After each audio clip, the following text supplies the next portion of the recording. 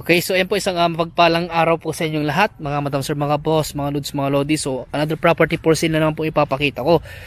So ito naman po ay residential farmland po siya, may bahay at farm po sa kanyang likod.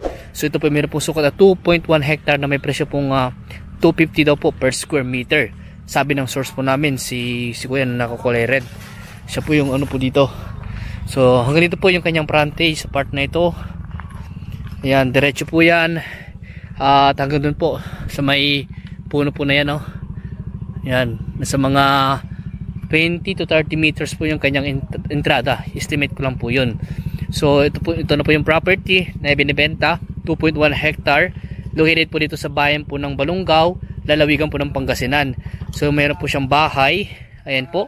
So dito po mayroon din po silang kulungan ng baboy, kaso nga natumbahan ng ng mangga.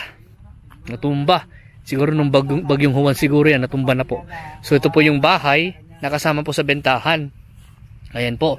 So kaya bungalow type po na bahay, ayan. At ang source of water po dito ay deep well.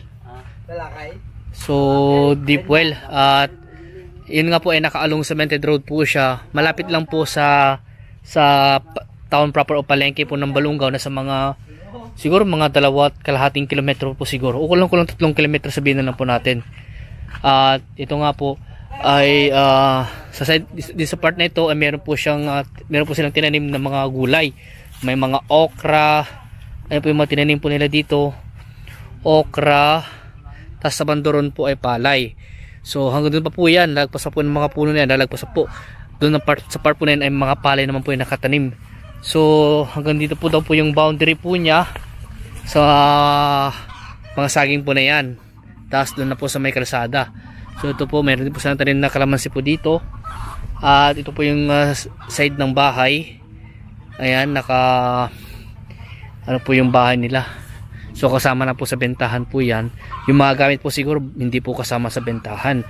At ang boundary naman po niya, yan sa may mga puno na po yan, simula po doon hanggang doon po yan, diretso na po yan. So at dito nga po meron po kayong mountain view sa part na ito, yung Mount Balungaw, ayan. At sa National Highway siguro nasa mga kulang-kulang 2 kilometro po ang layo po niya sa National Highway. Sa Provincial Road po, Provincial Road, andyan na po yung Provincial Road nasa mga kulang-kulang 1 kilometro po siguro. At yung sa may palayan po niya, yung drone video na lang po ang maghahatid po sa inyo doon, dahil baka hindi ko na po mapuntahan, pero itatry ko pa rin pong puntahan. Ito po ay titled property, wala nga lang pong hawak na copy ng titulo yung source po namin, kaya upon viewing na lang po yung titulo. Ayan, sabi po ng aming source. At yung presyo nga po na 250 per square meter, kaya na po bahala mag-compute. Ayan po, 2.1 o 21,000 times 250.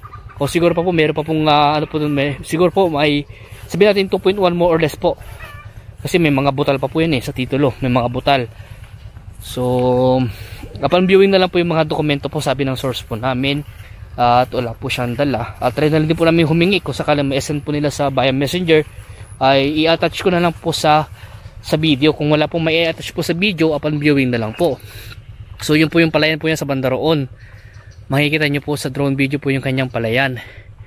At ito nga po, itong part na ito tinamnan po nila ng mga gulay, okra, at ito nga po yung boundary sa mga puno na ito. So estimate lang po na tinuro po sa amin ng source po namin, pero ito nga po nasa sa inyo po yan, sa buyer and seller po, sa pag-uusap po ninyo kung ipaparelocate pa po natin itong property na ito. At kung ipaparelocate po ninyo, meron naman po kaming geodetic engineer na magre-relocate po ng property po na ito. At kung gusto niyo pong bakuran, ay nagbabakod din po kami. Kaya sa inyo po yan kung gusto niyo pabakod po sa amin. At ganoon din po ay kung i-renovate nyo yung bahay, may mga mason, may mga contractor naman po kaming kakilala na pwedeng mag-renovate po sa inyong bahay. Tapos kung lilinisan naman po ito, pwede rin naman po. Kami po ay nangungontrata rin po sa paglilinis. Okay. So ang layo po niya sa Rosales, Villas Stiplex exit na sa mga 15 minutes driving po siguro, o baka wala pa. dahil lahat ng punta natin puro simentado, kaya mabilis lang po ang biyahe. At kahit po kotse makakapunta po rito dahil along cemented road naman po itong property na ito, kaya hindi po siya mahirap puntahan. Okay, so ito po yung kanyang palayan. Ayan po, ito po yung palayan po niya. Ayan, hanggang pa po yan sa banda roon po.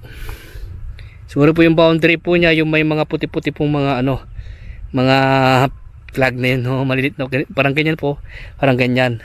Yun po yung boundary po niya. Estimate lang naman po yun. So yung town proper po, yung palengke, yun lang po sa part na yan. Yan lang po yung palengke. At yan lang din po yung provincial road, yung national highway, doon po sa part na yan. Okay, so ito po yung mountain view po niya, yung Mount Balungaw. Kitang kita po rito. Tapos may mga cell site naman po dito na malakas po ang signal. So hanggang dito po sa boundary po niya dito yung property sa part na ito. Okay. So ito po yung palayan po niya. At ito po yung po tawag po dito, residential part po niya. Okay. So ayan, nakita niyo po yung kanyang palayan. At ganoon din po, ito po yung kanyang taniman ng mga gulay po nila. At yung bahay, nakita nyo na po. So kung may ibang katanungan pa po kayo regarding po sa property na to, mag-schedule na lang po kayo ng viewing. Ayan. At kung may katanungan po kayo pala, tumawag lang po kayo sa akin. At sasagutin ko po yung katanungan nyo. At kung gusto po yung mag-viewing, mag-schedule lang po kayo para masamahan po namin kayo dito sa property na to. Ulitin ko po, ito po ay 2.1 hectare na mayroon pong presyo na 250 per square meter. Ito po ay titled property ayon sa source po namin, at malapit lang po ito sa palengke, malapit lang po sa highway, malapit sa provincial road, at nakaalong cemented road po itong property nito. Ayan, source of water, deep well, at power line ay wala akong nakitang power line wala yata akong nakitang kuryente. Meron pala. Okay, so ayan, hanggang dito po muna. So please follow and subscribe po para sa ibang mga property po na i-vlog po namin. So maraming salamat po and God bless.